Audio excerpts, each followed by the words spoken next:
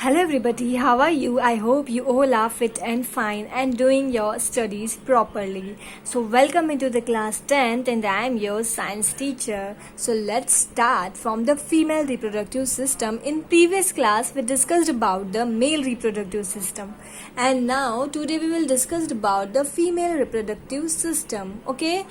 Female reproductive system का first part है कि आपको ये डायग्राम अच्छे से याद होना चाहिए जो आपका फीमेल रिप्रोडक्टिव सिस्टम का डायग्राम है. ठीक है, चलो अब हम यहाँ से स्टार्ट करते हैं. Female reproductive system consist of organ that play an important role in.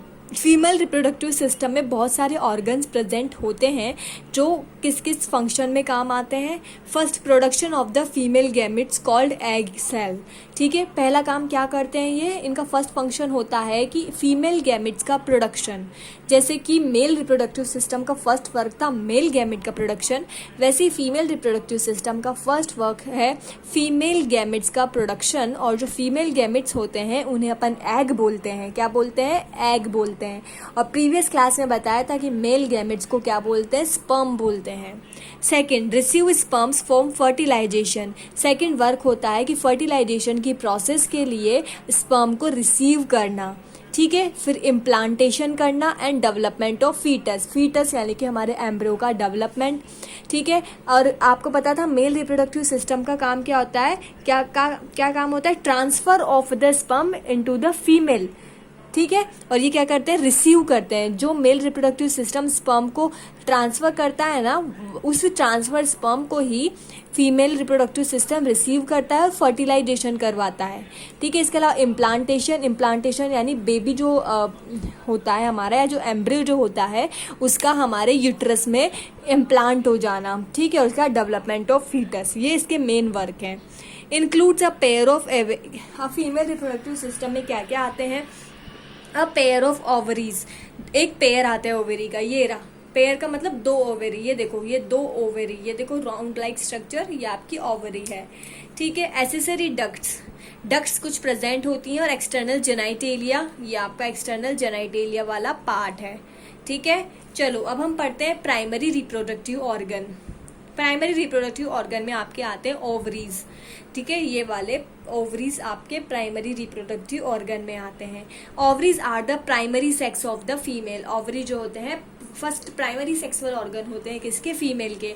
They are located on the both side of the lower abdomen. हमारे एब्डोमन का जो लोअर पार्ट होता है इसके बोथ साइड पर आपके ये प्रेजेंट होते हैं. कौन? ओवरीज.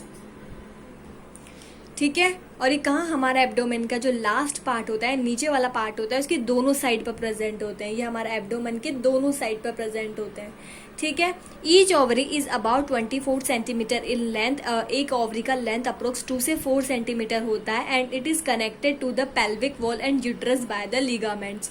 ठीक है, ये इस लिगामेंट, ये लिगामेंट दिख रहा है, इसके थ्रू ये पेल्विक वॉल और यूट्रस से कनेक्ट होता है. ये हमारा यूट्रस है. ठीक है, ये लिगामेंट है, इस लिगामेंट से ये पेल्विक वॉल और यूट्रस से कनेक्ट होता है. Each ovary is covered by the thin epithelium. ठीक है, हमारा जो ओवरी होता है वो एक पतली सी एपिथेलियम से कवर होता है.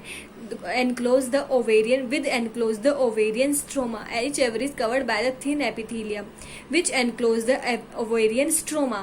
ठीक है, ओवेरी जो होता है उसमें जो एक होल होता है उसको बंद करने का काम करती है क्या? ये थिन एपिथेलियम. ठीक है, ovary contents group of cells called ovarian of Graafian follicles. जो एक ओवेरी होता है उसमें बहुत सारे सेल्स प्रेजेंट होती हैं इन ओवेरीज में, और इन सेल्स को आप बोलते हो ओवेरियन सेल्स या फिर ग्रेफियन फॉलिकल्स. ओवेरी में मिलने वाली सेल्स को आप कौन सी सेल्स बोलते हो? They are called as ovarian cells और द ग्रेफियन फॉलिकल्स.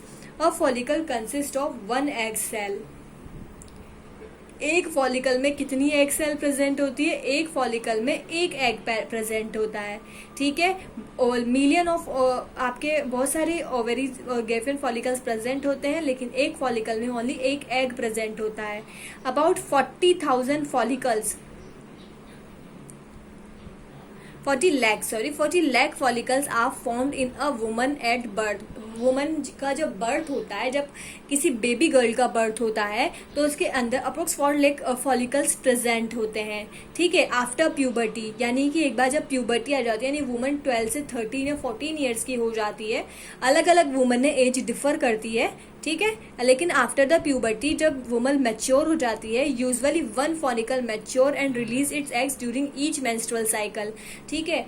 और जब एक बार वुमन प्यूबर्टी आ गई, यानी वुमन मैच्योर हो गई, उसके बाद ये फॉलिकल क्या होता है, ओनली एक टाइम पर केवल एक फॉलिकल, 1 मंथ में केवल एक फॉलिकल मैच्योर होता है, और मैच्योर होने के बाद फट जाता है और एक एग को रिलीज करता है। अभी हमने देखा कि फॉलिकल के अंदर ओनली एक एग प्रेजेंट होता है, और 1 महीने में केवल एक फॉलिकल मैच्योर होता है और फट जाता है और एक एग को रिलीज करता है during the each menstrual cycle. आपको पता है पर मंथ एक ही बार मेंस्ट्रुअल साइकिल फॉलो होता है, ठीक है।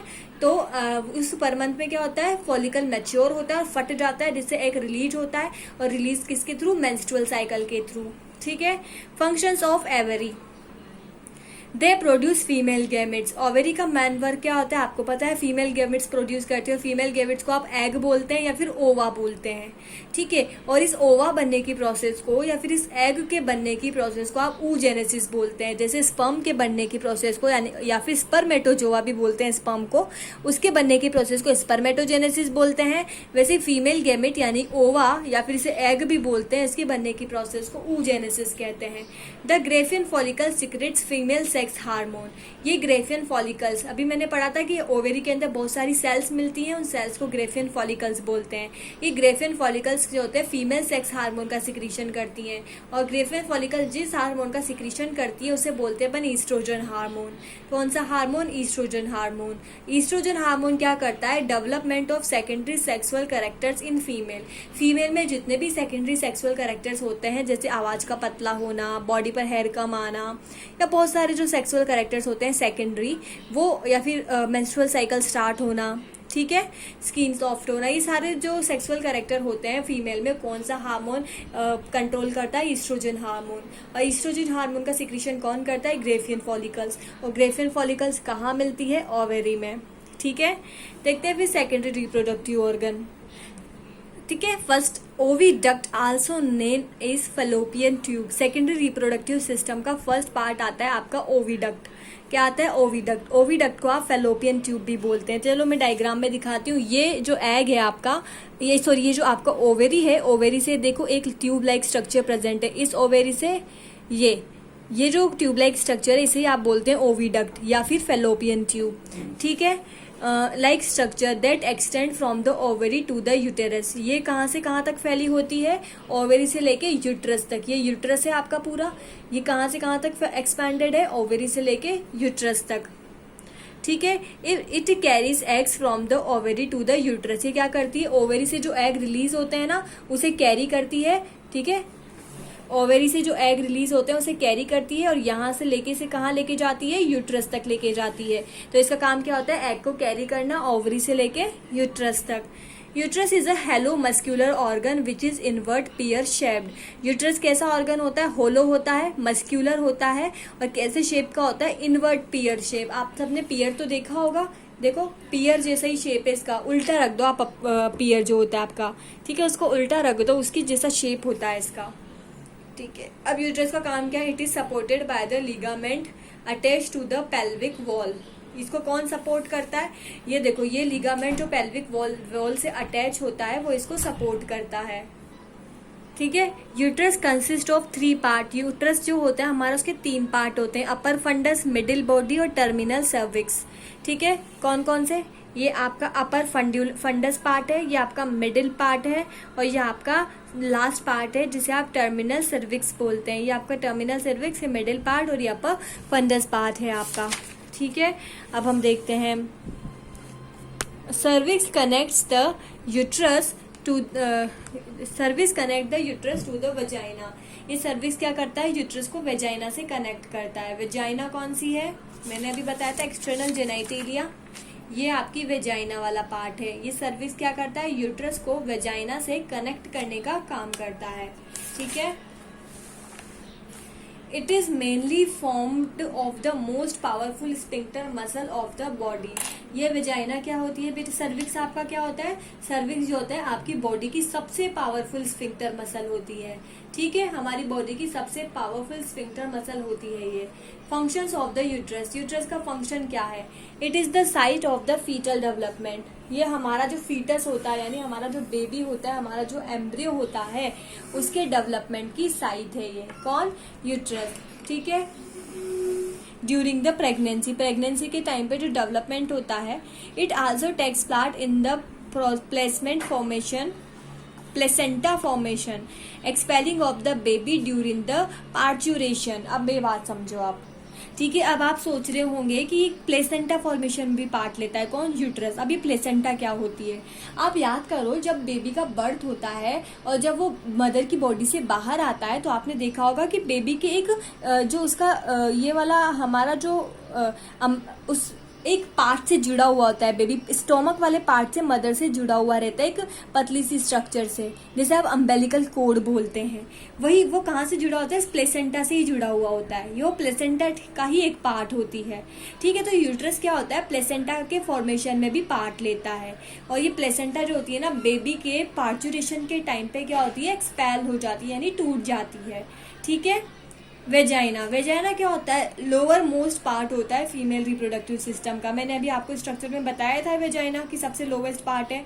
Vagina opens to the excretion exterior between urethra and anus.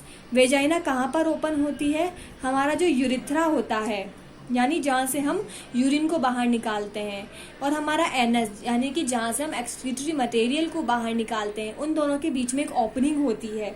उस ओपनिंग को ही अपन वेजाइना बोलते हैं। ठीक है, और ये फीमेल रिप्रोडक्टिव सिस्टम का लोअर पार्ट है। फंक्शन ऑफ वेजाइना, क्या function? It acts both as copulation canal. ये क्या करती है? कॉपुलेशन कैनाल की तरह भी वर्क करती है, as it receive the sperm from the penis during the copulation and birth canal during the parturition.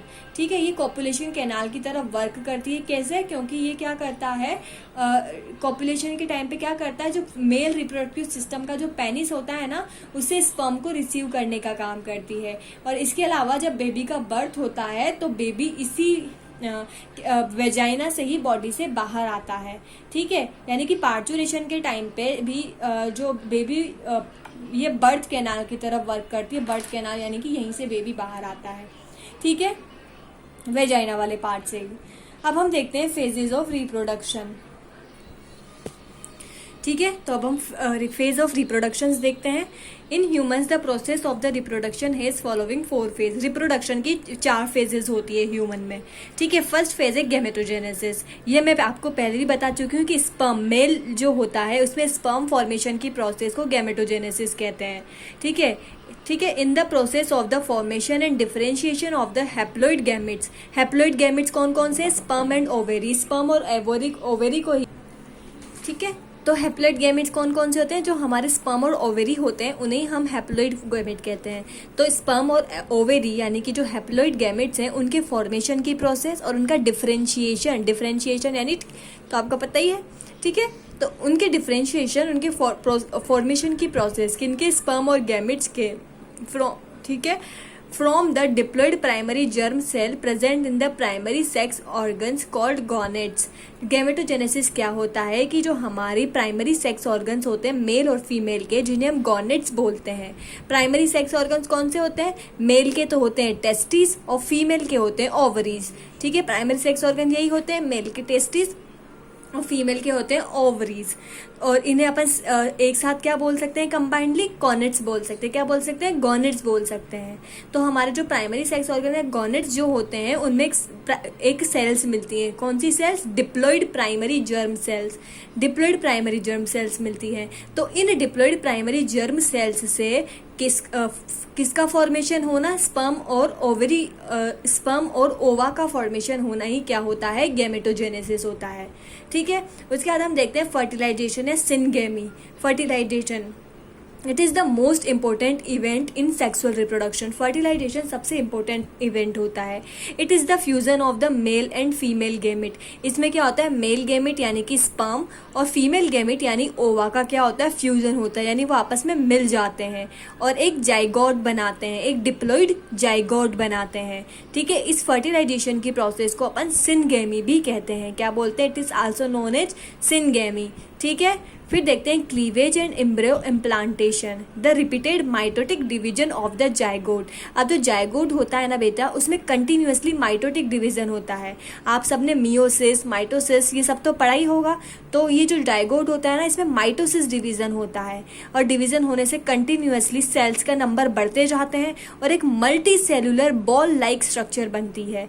ठीक है, इस बॉल लाइक स्ट्रक्चर को एम्ब्रियो बोलते हैं और इस एम्ब्रियो के बनने की प्रोसेस को क्लीवेज बोलते हैं। ठीक है, अब जो हमारा जाइगोट बनता है फर्टिलाइजेशन से, उस जाइगोट में कंटिन्यूसली माइटोसिस डिवीजन होते हैं, जिससे माइटोसिस डिवीजन में क्या होता है, ओनली नंबर ऑफ सेल्स बढ़ती जाती, ग्रोथ नहीं होती, विदाउट ग्रोथ नहीं होती, resulting multi cellular bone like structure का फॉर्मेशन होता है, जिसे एम्ब्रियो बोलते हैं और इस एम्ब्रियो बनने की प्रोसेस को क्लीवेज बोलते हैं। ठीक है, the mitotic division starts as the zygote moves through the isthmus towards the uterus and forms 2, 4, 6, 8 daughter cells class called blastomeres.